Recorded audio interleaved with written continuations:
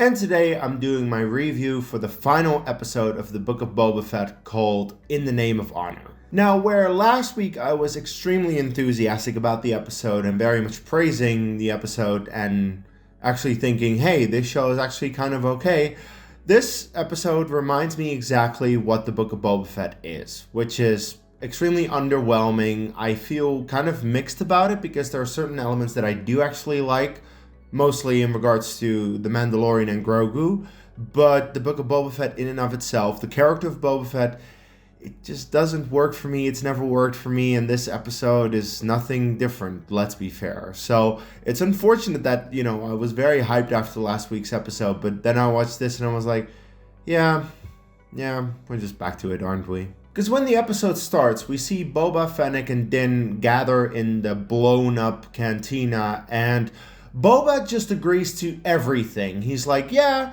let's get rid of the spice trade. Let's be a nice guy. And I'm like, this is completely against the entire idea of the character of Boba Fett.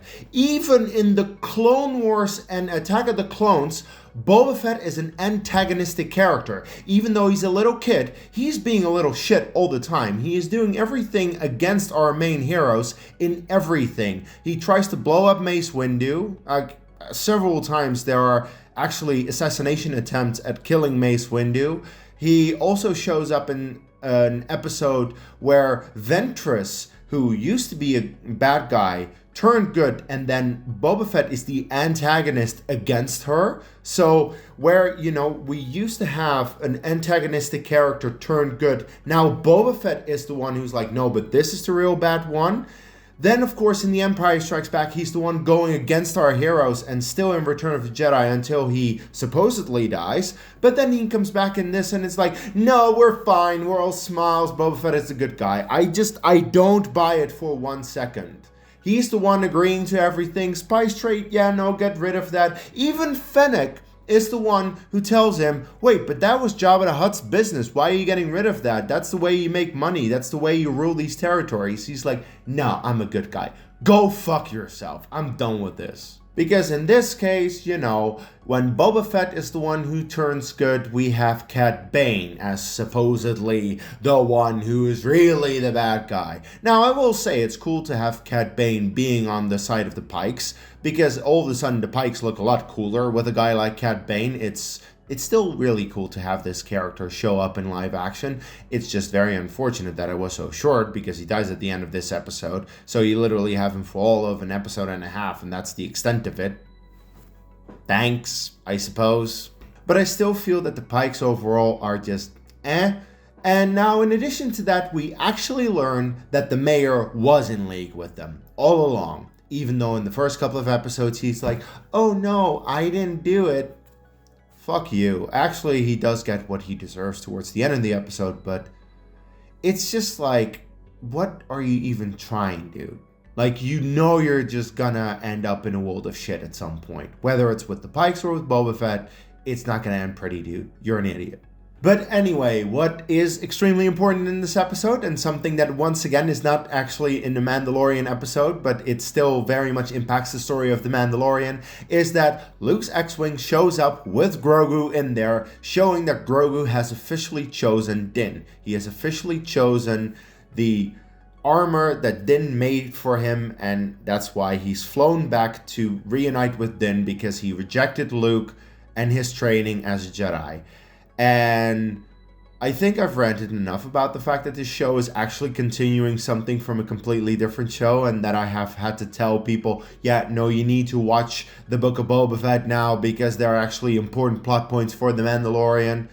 But in addition to that, I'm just not a fan of the fact that they decided to 180 this.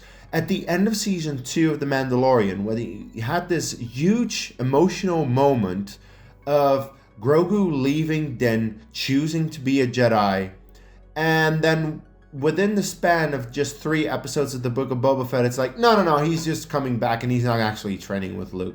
He had all of 5 minutes of training with Luke, and sure, he got a couple of skills with that, but other than that, it didn't really mean much. That's the writing we're dealing with in this show, for fuck's sake. And it's gonna get worse. I'm gonna get into The Mandalorian Season 3 next week. God, I don't want to hate on this. I really don't want to hate on this, but God almighty, they're making it difficult for me. But the Grogu storyline has to wait because, of course, we have to have a fight. It all goes to shit at one point, and throughout all of this, the mayor's major domo is being the most annoying fucking shit in history. I don't care what anyone says about the Gen Z bikers. I think the mayor's major domo is way worse of a character, is on par with like an As Morgan Jar Jar Binks. Yes, I'm actually making that statement. I didn't think I would, but here we are.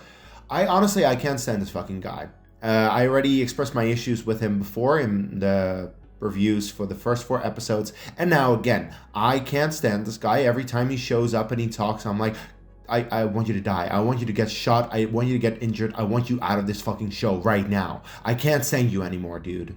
And the thing about the entire action sequence throughout the entire episode is that it's all very cliche and predictable and boring and annoying, and I can't get too invested in it because also this is about a lot of characters that I don't really care about. Again, it's the side of Boba Fett where it's like, and it's the side of the Pykes where I'm like, and they introduce a whole bunch of big fucking monsters where I'm like, and the way it plays out is very much like, oh, initially it all goes to shit, but then they all just make it out miraculously throughout some kind of ex machina. The only exception is the 2 Gamorrean guards that no one ever cared about. Like, oh, the Gamorreans actually fell to there. That's... ooh. But other than that, we see like the Gen Z biker gang pinned down. No, Fennec is there to help them. We see Krrsantan being pinned down by Trandoshans. And then through the magic of editing, the very next time we see him, like a couple of minutes later, he's okay again. Because we edited away from him and went to the next scene. That's how it works, right? At one point, Din and Boba are getting kind of hairy and being overwhelmed. But no, the people of Freetown come in and help them. Oh, but they can't fight the giant droids with the shields that show up. No problem. Boba has a rancor that apparently he's been training, which we haven't really seen much of. Now, look, I'm not saying that none of this is set up. Yes, there was an introduction of a rancor a couple of episodes ago, but we are led to believe that in the past couple of episodes where we haven't seen him actually train the rancor, because there was a complete episode dedicated to showing the Mandalorian, which was way more important to show than showing the fact that Boba actually trained riding a rancor. That was what happened apparently behind the scenes that we didn't see, that now has suddenly come to a point where, oh, Boba is able to ride the rancor, which, by the way, was also something that only the Night Sisters of Dathomir could do. You remember when they said that? No, apparently Boba's just able to do it now. Cool. So the Rancor is able to take care of the droids. Cool. But then the Rancor becomes an issue, but Grogu is there, so Grogu takes care of it. None of this action is actually interesting. I don't actually feel any stakes. All of the characters survive, with the exception of the uninteresting Gamorrean guards. All of it is boring, predictable bullshit that I've seen 10 million times before in other shows, and I just don't care about any of the characters outside of Din and Grogu. That's like the one interesting thing. Because by far the best part of the episode is when Din gets onto the cart with Peli. Peli is like, hey, look who's here, and Grogu just jumps into Din's arms. It's so heartwarming. I tear up every single time I see it. It's beautiful, and it's because I care about those characters. We've had 2 full seasons of The Mandalorian to set up those characters to make me care about that. I don't have much of a connection to any of the characters in terms of Boba Fett or Fennec or whatever. Like Din and Grogu, those are the 2 I want to see. And every time that they get into something in this episode, that's really the type of stuff I want to see. Also, when Din and Grogu work together to take out one of the droids, that's awesome. Like, yeah, the Rancor gets involved as well, but let's be fair, the Rancor is really the reason that the droids are taken out. But the fact that Grogu and Din are actually working together to help take out one of the droids is like, yes, thank you, that's awesome, and that's really what I care about, because those are the characters I want to root for throughout all of this.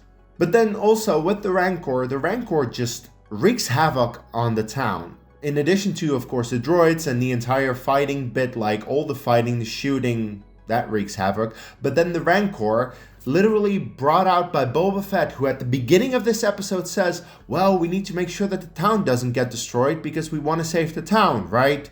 And then you take out the rancor to destroy the town. What kind of fucking idiot are you? The writing is just bafflingly bad in this episode. I'm honestly so annoyed by it, by the predictability, by the inconsistency. It's just, I'm so annoyed by this episode. My God, this show is so bad.